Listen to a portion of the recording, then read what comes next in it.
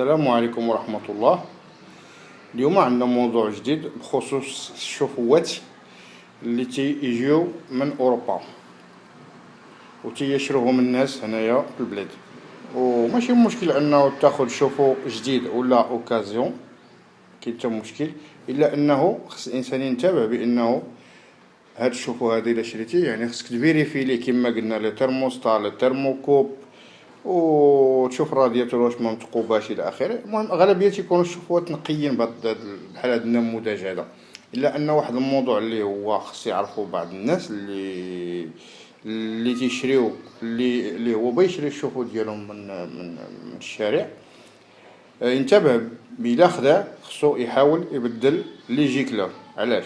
لان لي جيكلور ديال اوروبا عندهم غاز دو فيل، مي حنا عندنا غاز بوطان، يعني الغاز اللي عندنا مبريسي في البوطه، وفي اوروبا عندهم غاز مبريسي في لي تويو.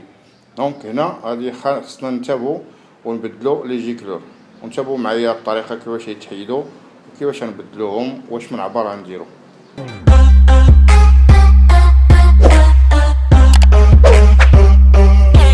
غادي نحتاجوا الساروت 7 باش نزولوا لي جيكلور. الجيكلورات هاهما بعد ما حلينا هذا الطورنوفيس امريكان تلقاو لا بلاك اللي فيها لي جيكلور، هما هادو لي جيكلور كبار. اذا انتبهتوا معايا العينين ديالهم كبار بزاف، دونك واصلين حتى ل 103 104 مكتوب عليهم 103 104. حنا العبار ديال لي جيكلور ديالنا خصهم يكونوا ما تيتعداوش ما بين 62 و70 حتى ل 72. غتلقاو مكتوبين هنا، ما لقيتو حتى شي رقم مكتوب هنايا، دونك ما تحتاجوش تشروهم اولا تركبوهم، لان غادي يبقى لا فلام ديالهم ما تبقى تصوتي اولا يكون ناقص اولا شي نوع بحال هاد القبيل هذا. دونك يستحسن انه تركب يا اما 65 يا اما تركب 72 اولا 70، وداكشي تيتماشى على حساب كل شوفو ما بين بحال الشكل هذا ديال فاغور 5 يطرو وحتى ل10 تيحتاج ل70، دونك تركب 70. بالنسبه للجونكير تحتاج ل 72 والى اخره. دونك الطريقه سهله جدا، انه بعد ما تحل هاد لابلاك هادي غتشد الساروت 7 كما قلنا وتحل.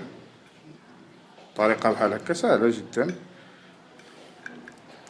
تحلو هكا سهله سمحوليا هيا، وتركب وحده اخرى بلا ما دير لها لا فيلاس لا كولا لا حتى شي حاجه، تركب هكا. هو وصل تيوصل للاخر ديالو، ومن بعد تصيريه واحد شويه.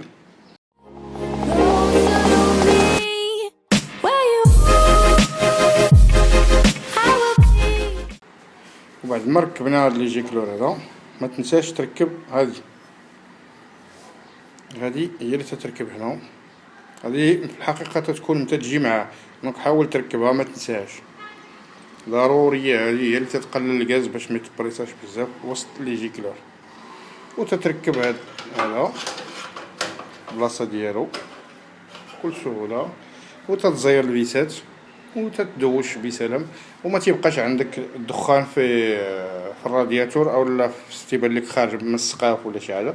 دونك تيكون الشفو عندك نقي وتيبقى معك مده طويله.